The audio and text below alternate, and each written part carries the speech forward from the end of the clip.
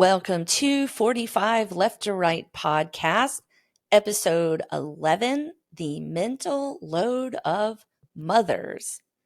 Today we're going to talk about the mental load of mothers, which is really all that we manage for our partners, kids, our extended families, and ourselves, which usually gets put on the back burner.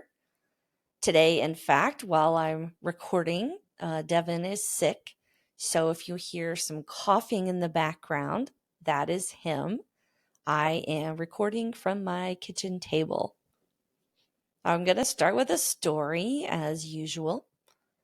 An Army helicopter cockpit is a busy place. To set the scene, Army helicopters always have two pilots because there's usually a lot going on and you can't do it all alone. To be 100% clear, I never flew in combat. I did something else in Iraq, and I will slowly unveil that throughout this podcast. So I'm going to give you an idea of what it is like to be on a training mission. I was stationed at Fort Drum, New York, for most of my time in the Army with what was then the 1st Battalion Attack 10th Aviation Brigade. I flew the OH-58 Delta Kiowa Warrior helicopter, which was used for reconnaissance and attack missions. Basically, find the enemy, report back to whoever we were supporting, and nicely and politely said, suppress them. Sounds simple, right? I remember the most overwhelmed I ever felt in the helicopter was when we were doing a live fire exercise with an infantry unit. Now, an infantry unit, those are the guys on the ground. They are the ones that you usually see in the war movies that are in direct combat with the enemy. This infantry unit was training for their mission, which I think was something like an ambush of an enemy compound, something like that. And then the scenario was that they would eventually get attacked and we would have to help them out. Usually in the Army, these training missions are really realistic. Realistic, bad guys, real buildings that they can attack and search and blow up. I was a captain at the time and acting as the air mission commander for, I think it was 4 other helicopters, including my own. Obviously, this was 2004. I don't remember all of the details, but these were all the things that I had to manage mostly at the same time. The movements of each individual helicopter, as well as how we were moving as a unit of 4. That helicopter is moving over there to look for enemy activity. I'm going to stay over here to provide suppressing fire as needed. That other helicopter is going in the other direction to look for enemy. Repeat and repeat, repeat. I had to handle at least 3 radios in all of the calls, 1 internal radio for the 4 helicopters I was leading, a radio for the infantry unit, who was usually wanting to know where we were, and then the unit above us, which was the battalion, and they had their own commands of what we needed to do. I had to be aware of where the infantry unit was and then where we would shoot, since we were in the training exercise, but of course not actually shooting them. That was really stressful.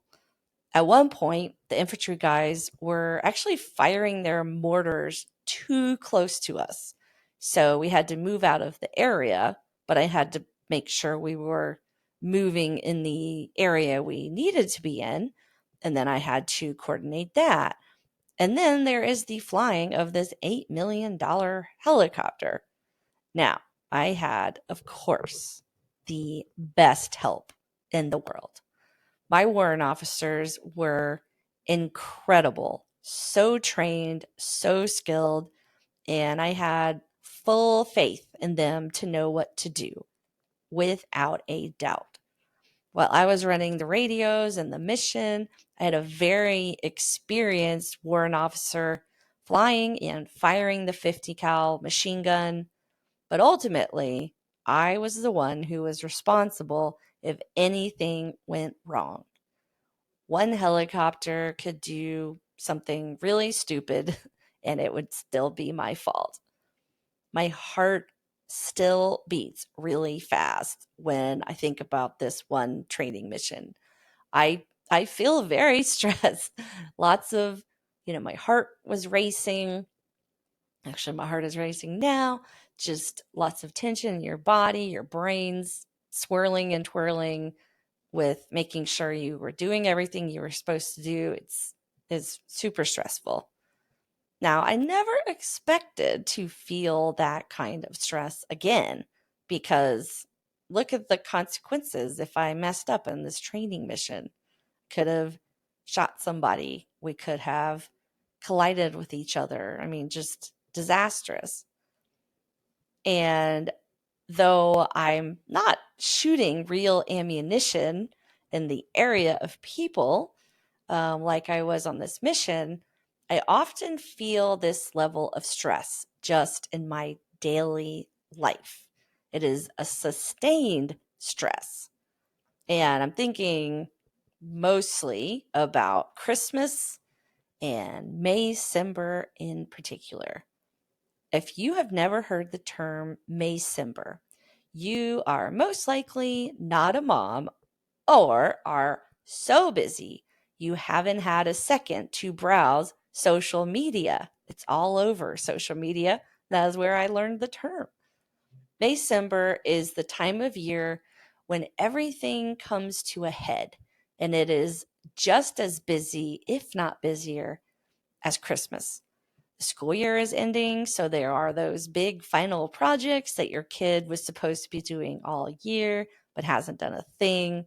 End of year sports tournaments, banquets, extra practices, band concerts, Mother's Day, booking summer camps, your own work things, and on and on. I hadn't heard the term until last year when I was in an outright end of school year war. Devin's fifth grade promotion, welcome to middle school orientations, registering for middle school, baseball tournaments, a trip across North Carolina for a memorial for my husband's mom, grandmother, and dad. So that was a really emotional time as well. Recorder concerts, just madness. And our kids feel it too. Devin demonstrates his stress by epic meltdowns at baseball. Last year, his team lost in the tournament and he sobbed uncontrollably. Now, he does usually take baseball losses to heart and very hard, but this was just an uncontrollable release of emotions. I mean, poor kid. This podcast episode, we're going to talk about the mental load mothers have, not just in these really busy times of year, but all of the time. Now, men, if I haven't lost you so far, next month is yours. Don't fast forward or skip this episode, though, because you need to know what the women in your life are doing. Maybe you could help.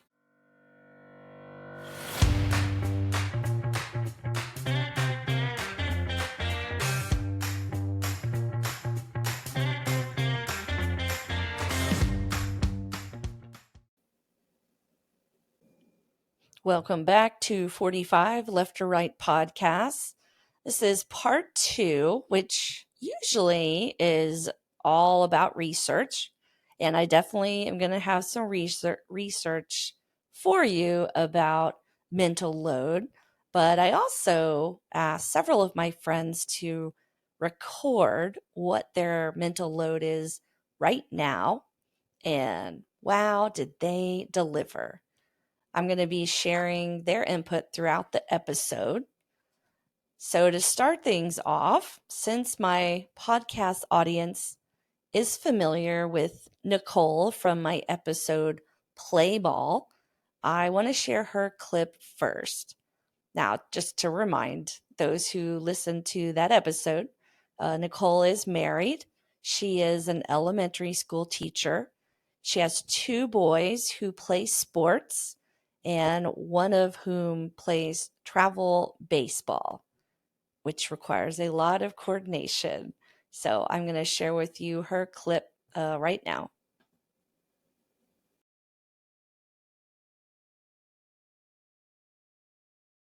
So when we're talking about my mental load for a week, I'm not even going to call it a week. I'm just going to say for this upcoming next few days. Currently, I'm planning a list for groceries. I'm planning what those groceries look like for the upcoming tournament because I need to make sure that we have food when we're there so we don't have to go out. And that also includes like meal prepping for next week's lunches. And then when we're thinking about tournaments, I start thinking, okay, are all the uniforms clean? Is everything ready? Do we have like the correct socks? Which socks are we even wearing? Which uniform are we wearing? Do we have that belt? Where did that belt go? And then we start thinking about the planning of who's taking which kid to what practice or event or game. Is it something I need to ask my dad to do, or is it something that my husband and I can handle? Then I just start thinking about, okay, well, when am I going to fit in the normal stuff, dishes, laundry, cleaning, just for the house? And then after I hopefully get through some of that, I start thinking about school, so work stuff. Currently we're state testing, so then I have to plan around state testing. What are my kids going to be able to accomplish that day? Are they going to be in the right frame of mind? Are they even going to want to do anything? So I try to think of like fun things for them to do there. And then we're so close to the end of the year, I have to think of all the end of the year activities. What am I going to do to make it fun for the end of the year while still making it educational? And then, this weekend's also Mother's Day. So I have to do something for my own mom. And that's just part of the things I think about on a daily basis. So this is May-cember, end of school things, Mother's Day, tournaments, and then the day-to-day coordination of meals and laundry and everything else. This is May-cember. So let's go to some research.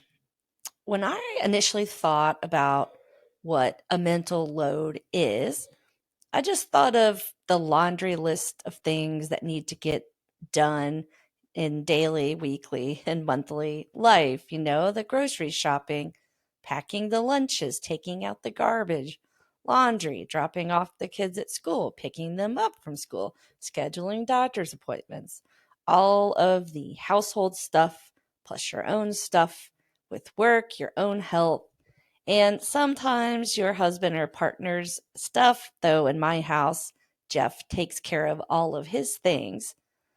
But there is a whole other component to it all. And I found an article that talks about this. This is an article from the HuffPost. It is called "The Part of a Mom's Mental Load That We Don't Talk About Enough." And this is by Kelsey Borison from March 26, 2024. So in her article, she defines a mental load as this. The mental load is defined as the invisible work of running a household and managing a family. Personally, these are some of the things that I usually handle: making the grocery list, cooking dinners, cleaning bathrooms, vacuuming and mopping the floor, all the dog care, reminding Devin to feed and water the dog, cat care, of course, veterinary appointments. When are they necessary? When are they due? Scheduling them and taking them there. And then when we're there, making decisions about what to do. Sports practices, when are they? Does Devin have the appropriate clothes and equipment? And then taking him to and from, and usually sitting. I like to sit through the practices, so um, that sort of thing. Speech therapy. When is it? Taking him there and back, then supervising, making sure he's on track, managing it, making decisions. And then, since, I do have a flexible schedule and I work from home, I'm generally the default parent. When schools and doctors and dentists call, you have to make on the spot decisions about what needs to be done. Scheduling of Devin's appointments, his well checks, his asthma quarterlies, his dental appointments, orthodontist appointments, and then friend visits for him. When is a good day for them to come over? Do I have enough food for very hungry boys? Will the weather be nice enough to kick them outside? That is key. And then just our family's social schedule. When are we going to meet these friends? Can we meet them here? Can we meet them on this day? Does that work? Just some of those sort of things. So, what this article brings up that honestly I hadn't really thought about is the emotional burden that women often face as part of their mental load. So, here's another quote from this article. But there's one aspect of the mental load that doesn't get talked about enough. And this is according to Renee Rena, a content creator and mother. That's the countless hours moms spend researching parenting stuff to learn the best strategies for helping their kids. She said things like how to manage tantrums, picky eating, potty training, nap schedules, and more. My friend Karen sent me a recording that gives a really good example of this. Today my husband had to pick up our son and bring him to group circus pictures at 5:15. He will text me when to meet them at the middle school Chipotle fundraiser for dinner. Boy Scout starts at 6 o'clock tonight, so he'll bring my son to that. Maybe I'll go and then bring him back for circus pictures for his specific circus act at 8 o'clock. I'm still searching for summer day camps to cover some odd days before and after other summer plans. I have to call one of the day camps today because I wasn't able to register online because it says he's too old even though he's under 20. I hope my husband and I can figure out drop-offs and pick-offs for those odd hours. I don't know what I'm going to do if my son is home all day while I'm working from home, but I don't want to pay for whole weeks. He's barely there for whole weeks. What if I have to go into the office? Mother's Day is this Sunday, and I have to figure out when to call my mom that day since we'll have church, then brunch, then I have a massage, and on the East Coast, and probably will be at my sister's house at some point. It's the first Mother's Day since my mother-in-law passed away. Should we honor her in any way? We should at least call his sister and his dad. My niece's birthday is next Tuesday, so maybe I should talk to her on Sunday too, since I may be calling my sister's house to talk with my mom anyway. I hope she likes what I bought her. I forgot to buy a birthday card for my aunt. I need to find something this morning. Tomorrow is at lunchtime. I have to meet with my financial advisor to change an account.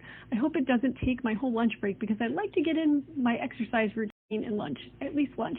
Next Wednesday is my HOA meeting, which is usually Thursday. We'll go over a tree planting plan, and I really don't want any more trees blocking my view of the mountains. I've got a little time before my workday starts.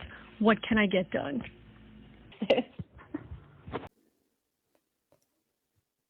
I think we can definitely all agree that Karen has a lot to do.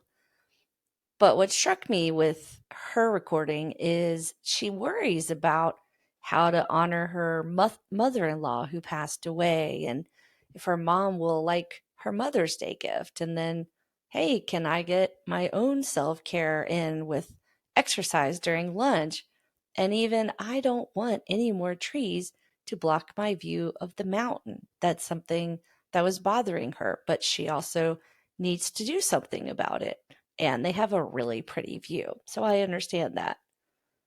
Another point that this article brings up is that the moms often do the research on parenting, and they might relay the information to their partners. But even in passing this information on to their partners is a burden. Why must moms do all of this themselves when their partners are also very capable, but just not thinking about it, whether that's conscious or unconscious? And I want to be clear in this episode, I don't want to compare women and their partners who are usually husbands. I don't want to compare them too much because I don't want this to come off as some kind of bitch fest. What I'm talking about here is that women generally carry a lot of the work and a lot of the mental and emotional burden. The goal is not to take away from what men do, but just to acknowledge what women do. And just because someone does something really well, that doesn't take away from someone else. It's not an us versus them kind of thing, or at least I don't want to come off that way. For me, um, my worry is Devon's speech therapy. I do a lot of worrying and I do a lot of research about it. Devon's been in speech therapy of some kind since he was 2. When he was 2, he was speaking, but we could barely understand him. And this is a very cruel circumstance for a kid who really loves to talk. He even talks to himself to process the things around him. He did speech therapy through the school until about the 3rd or 4th grade. And then we started speech therapy outside of school, which has been really great. It's one-to-one therapy. It's 1 hour a week. I take him there. I sit in the room with him and I witness it all. And he puts a lot of work and focus into it. He was doing really well with his speech until, so he had an articulation problem, and he was just about to basically graduate from speech therapy. But I think it was late 4th, early 5th grade, he developed a stutter. And this is when my worrying went into overdrive. I researched why a kid develops a stutter, what to do about it. Will this be lifelong? How will this affect him socially? Was there something in my pregnancy that caused it? Oh my gosh, he's starting middle school. Will kids be brutal? Are we missing something? Are we doing enough for him? More recently, actually within the last couple of weeks, I decided to let Devon do speech therapy with his wonderful speech therapist on his own.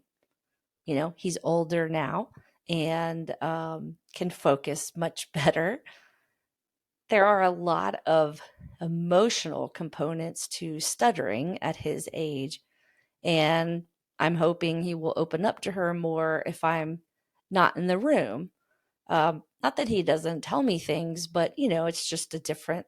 I wanted to change the dynamic, and I have agonized over this decision, and it is exhausting. The second article is called "The Hidden Load: How Thinking of Everything Holds Mums." This is a British a British article. "Holds Mums Back" by Melissa Haugenboom, and this is May 18th, 2021. And like I said, this is from the BBC. The experts that she interviewed, they say that all of the hidden work comes in 3 categories that are intertwined. The first is cognitive labor, and that is the practical parts of household responsibilities, the organizing, the planning, the scheduling. Number 2 is the emotional labor, which is what I like to call the emotional management of the family. How to best react when your kid is throwing a tantrum. How is your partner feeling about work? All of that. And number 3 is the mental load, how all of it intersects. And this is one of the quotes from the article. It says, "The mental load is the intersection of the two, preparing, organizing, and anticipating everything, emotional and practical, that needs to get done to make life flow." My friend Kathleen, her recording that she sent to me shows all of this really well. So I want to play that for you. Hey, Doris. So in response to your request, here's my little audio sample. Narrating a typical day in the life. 15 minutes before my first meeting, and I need to prep. But who left an empty cup on the desk? Let me take it to the sink, which is full of dishes, so let me load the dishwasher real quick, which of course needs to be emptied first. Oh, it's already 7:50. Does the pediatrician open at 8 or 8:30? I need to get the kids scheduled for their physicals. Oh, and I need to remember to ask them to print out Amelie's vaccination records for our new school. Did I turn in all the paperwork for the new school? I hope she likes it there. Is moving her the right decision? Will Asha like it if she goes there someday? No, I forgot I need to buy Asha's birthday donuts and deliver them before lunch. Which reminds me, there's the birthday dinner tomorrow. What am I making? Steak? Do we eat too much red meat?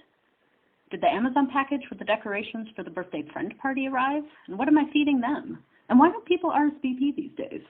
Or is it that no one's coming? Is she going to be disappointed? She's been such a trooper being dragged to all the gymnastics competitions this year. Oh, what time is the meet this Sunday? And weren't they supposed to give her a new leotard to wear? I better call him. Oh, I have a missed call from the after-school program. Probably because my payment card was declined, because 2 months ago my husband tried to be helpful and updated our payment information to a card that isn't active. I'll call her back. Okay, dishwasher loaded. Doorbell's ringing. Amazon to the rescue. But it's not the birthday decorations, it's the packing cubes I ordered for vacation. Oh, vacation. I need to make an itinerary, and I should probably call and make some reservations. And I need to update my packing list, and Asha needs new sandals because her old ones fell apart. Which reminds me, also need to research car seat requirements in Canada. Can I request an Uber with a car seat? The rides to and from the airport are going to be so hectic and crowded with all the summer vacation people. Summer vacation. 5 more weeks of school. What am I going to do with them all summer? Daycare? Summer camps? Does my SSA cover a summer camp if it's technically daycare? I'd better call them too. At least they're open late. I'll call after dinner. What am I making for dinner? Do the kids eat too much mac and cheese? How much is too much? They eat enough vegetables? I need to add multivitamins to the list. And who's calling me now? Oh, work. Because I haven't even started my day job yet. There you go. I hope that helps. Bye.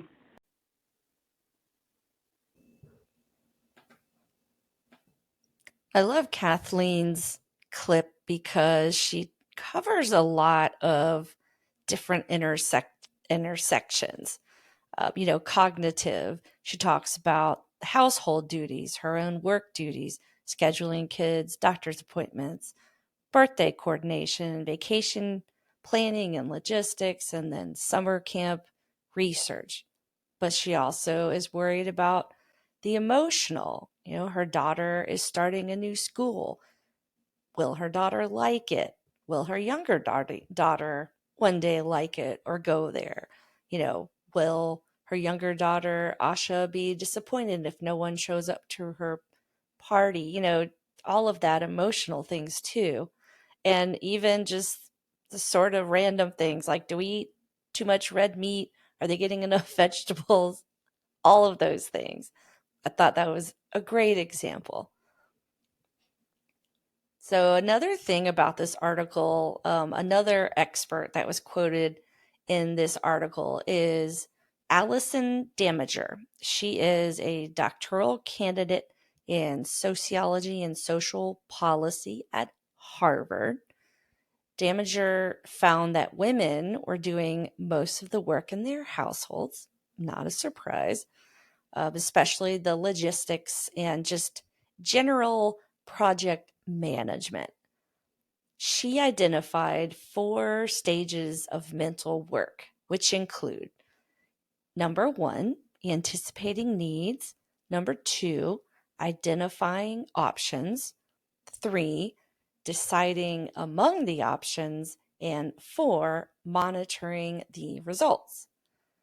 Parents made the decisions together, but women thought ahead to what might be a future issue and then did the research and made the plan and then sort of presented to their partners all kind of wrapped up. For me, an example would be whether or not Devin will need braces. For the last several years at his dentist appointments, I have asked whether or not he would need braces. I was especially concerned because when I was his age, I had a terrible bite, and eventually I had to have major jaw surgery to fix it. So I was very concerned. I was worried that he might need extensive work done, even if it wasn't surgery, just lots of braces or whatever they do now. When they said that he would need braces, but probably nothing major, I, had to get a referral and ask our friends who they recommended and then decide and make the appointment. I mean, Jeff agreed with me that we should go ahead with it. That's just how it is. I'm not bitching about it. This is how it is for us and how it happened. One argument that has been said and that they found in this article is that women are just better at planning, organizing, or multitasking. But in fact, this is a farce. Women are expected to do it more, so they basically become better at it because of that. So I found an interesting article research conducted by the Cleveland Clinic, and it's entitled Why Multitasking Doesn't Work, March 9th, 2021. This is fascinating. According to Cynthia Cabu, who is a PhD in neuropsychology and works at the Cleveland Clinic Center for Neurorestoration, she says we are not wired to multitask. Our brains can only focus on one task at a time. She says, when we're multitasking, most often we aren't really doing individual actions in rapid succession or task switching.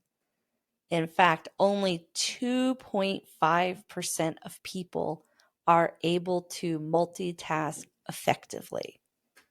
So, right now, as I am preparing this episode, I am listening to some ADHD hyper focused music while researching and writing the script. Since Devin is to my left on the couch, I am also wondering why he was mopey after school. My dog is to my right, and he seems to be having a gas problem. So I'm wondering if this is just age or if this warrants a trip to the vet. So if part of the script is scattered, I am not of the 2.5%. I think what most women do is juggle. We juggle a lot of things from the mundane tasks like domestic tasks to more complex things like looking ahead, anticipating the needs of others around us, and also being sensitive to the emotions and needs of others. We absorb these emotions and feelings, and that just adds to the mental load. The Cleveland Clinic research about the multitasking was just an aside. So, back to the previous article, which is the hidden load, how thinking of everything holds mums back. Mothers are doing all of these things, juggling the seen and invisible tasks of a household, and that is exhausting. This article points out that women might initially ask for help, but if they have to keep asking, it will come across as nagging. This is according to Daniel Carlson of the University of Utah. He is the Director of Graduate Studies of the Family and Consumer Studies Department in the field of sociology. He is really interesting to me because he teaches at a university with students who are largely Mormon. And, that is a religion that generally reinforces traditional gender roles. He has done a lot of research about domestic roles and a father's participation in raising children, especially during COVID. I didn't look into his research to know much about his ideas on all of it. I just found it really interesting that he was doing that kind of research.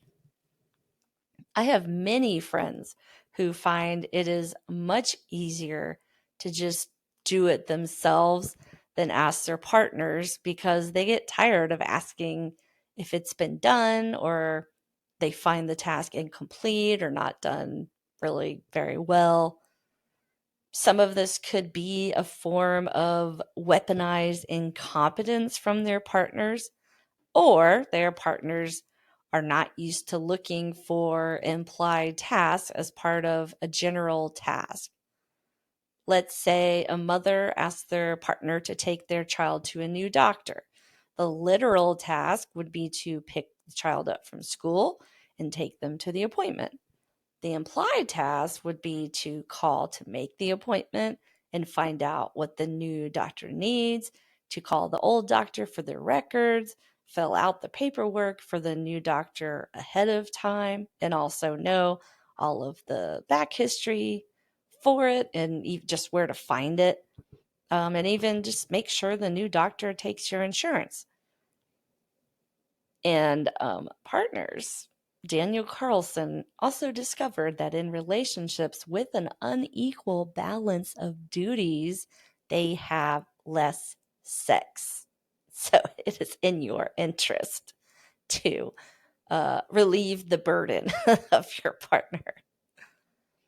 One very interesting suggestion that Professor Carlson offers is for women to just do less. He says it's kind of classic operant conditioning. We're not putting men through mazes or shocking them for food pellets, but it's kind of like, oh, I didn't remember to do this last time and there was a negative consequence. Okay. I'm sorry. Oh, men. No, I said it. This wasn't be a bashing.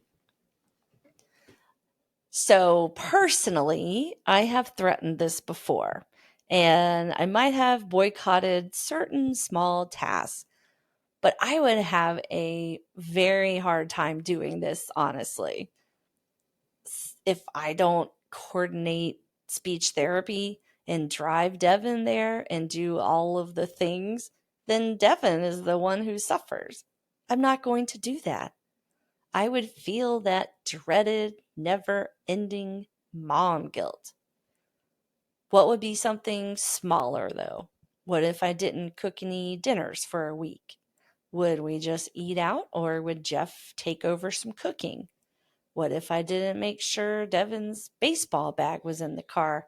Then he couldn't play, and at this point, with the poor participation and attendance of his team, they would have to forfeit. I'm not going to do that.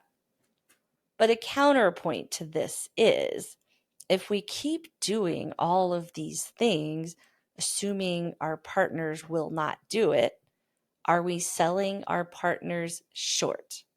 Do we have such low expectations of their capabilities or motivations that we don't give them the opportunity or a number of chances to prove us wrong?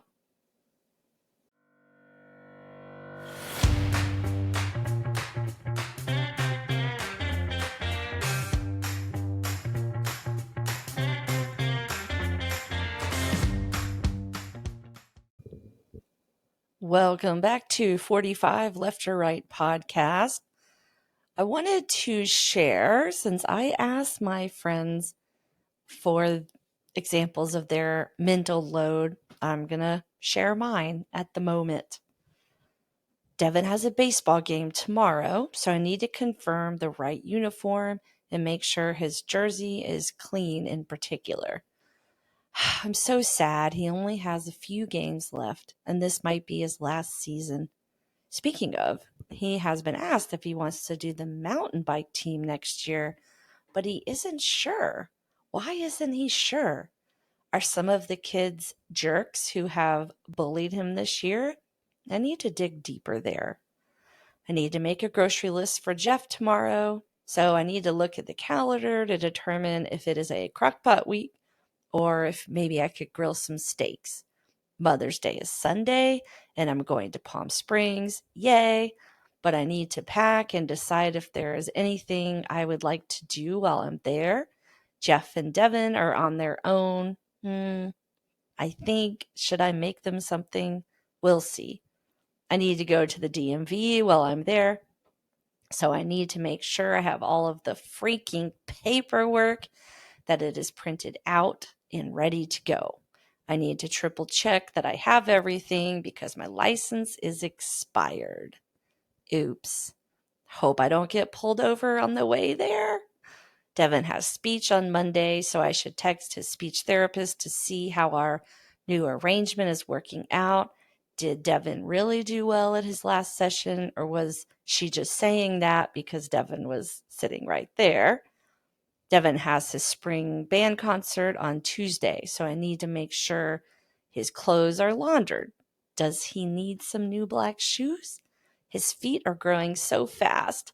Does that mean he has a growth spurt coming?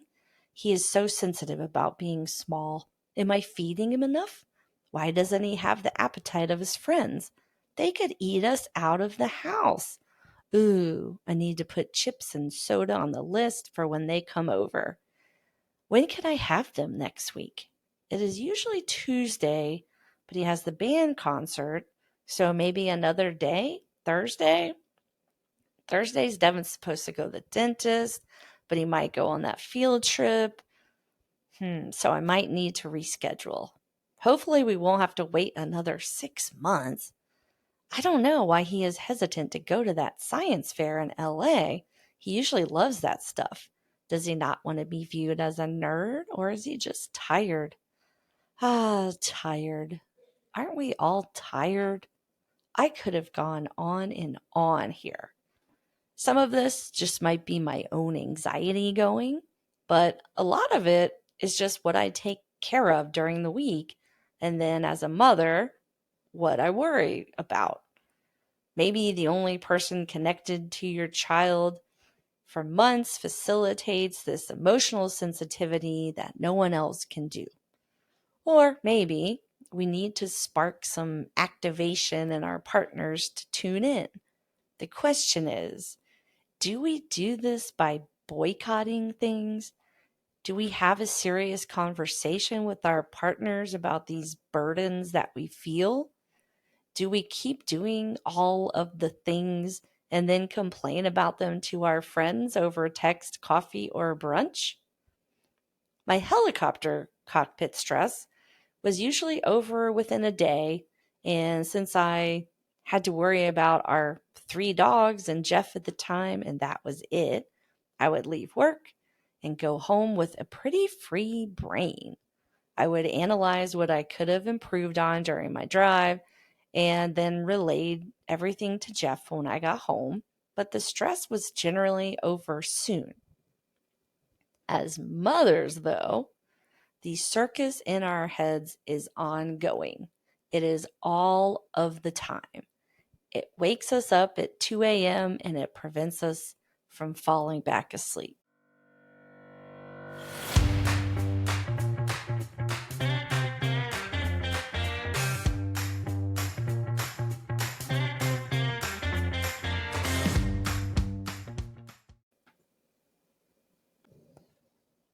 Welcome back to 45 Left or Right podcast. I'm going to share 2 clips back to back. My friend Laura first, and my friend Jessica second. Laura and Jessica are both university professors, so not only do they have the logistics of their families to manage, but they also have research to coordinate. My mental load. I got 3 projects on the go at work. Which one of them can go dormant next week with the least disastrous consequences? I need to book flights for upcoming work travel. I need to book flights for the family for an upcoming wedding. This weekend I need to do laundry, meal planning, groceries, meal prep to set up for next week.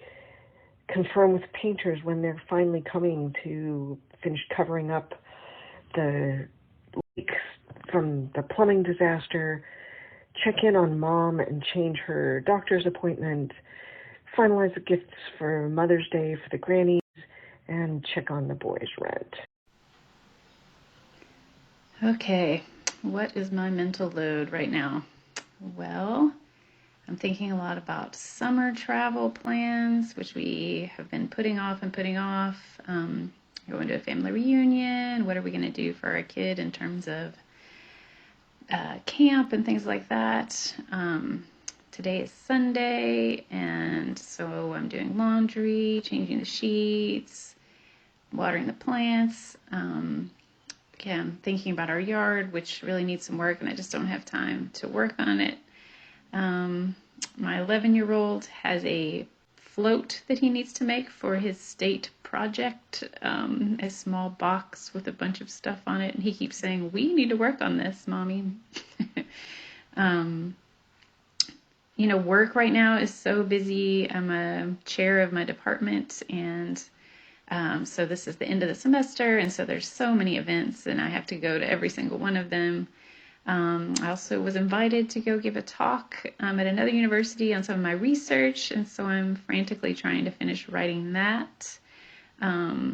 That's happening in a week or two. And then, of course, today is Mother's Day, and so there's a part of me that feels guilty about the fact that I'm not relaxing more. Like I need to be spending some time just for myself. So yeah, that's just a small snapshot of what's on my mind right now. All right. Thanks, Therese. Thanks for your awesome podcast. So, what do we do then about relieving the mental load that we always carry? I do not think an outright boycott of all of these things would make anyone happy. Definitely not our families and not us either. Even if I boycotted making dinner for a week, I wouldn't feel good about it. I would feel like I was letting down my family. I have a great partner in Jeff, so I know I need to let him help me more. To say, well, you need to find something that works for you would be dismissive and honestly would just add to your mental load, just another thing to add to the checklist. I think we can all cut some of the obligations if possible. I have a few friends who have taught me how to do that.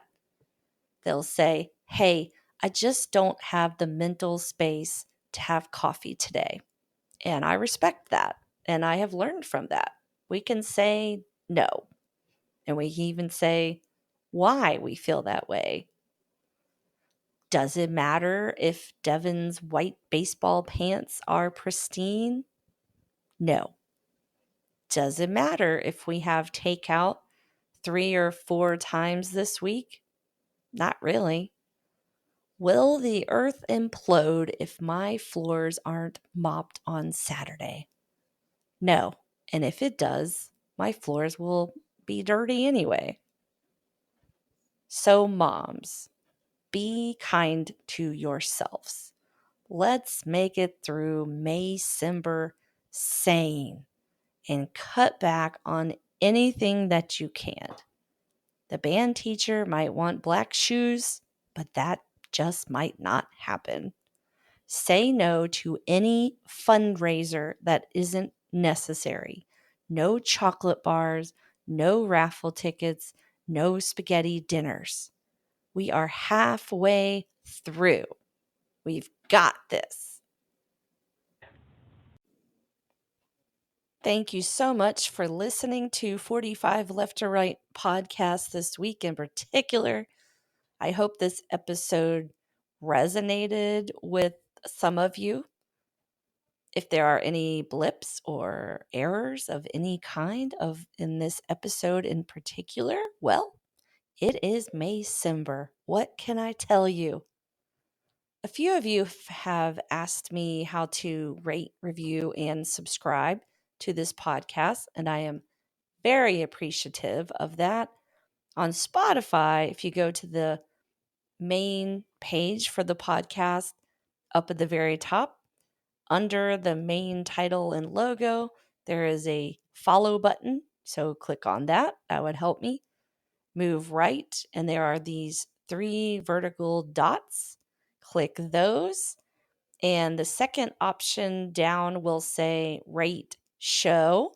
I know you'll give me 5 stars. Um, Unfortunately, I don't think you can actually make comments on Spotify. On Apple, I'm really not sure. I'm not part of the cult, and I can't even get Apple Podcast on my phone, even though I am a podcaster. So you'll have to check that out for yourself. And then on YouTube, I am on YouTube now, just the podcast. It is easy to find that, and it is very easy to comment and give me like a thumbs up. So please check that out, even if you don't listen to it on YouTube. And then social media, I'm really trying to build that up, which is very frustrating for someone who's 45 years old. So on social media, I'm on Instagram, Facebook, sort of on TikTok, I'm on Twitter and YouTube, like I talked about. And pretty much all of my information is 45 Left or Right podcast or 45 Left or Right. So if you can find me there, that would help me also. I'm just trying to promote it as much as I can, and with the help of my friends and family, I think I can do that. So thank you so much, and bye for now.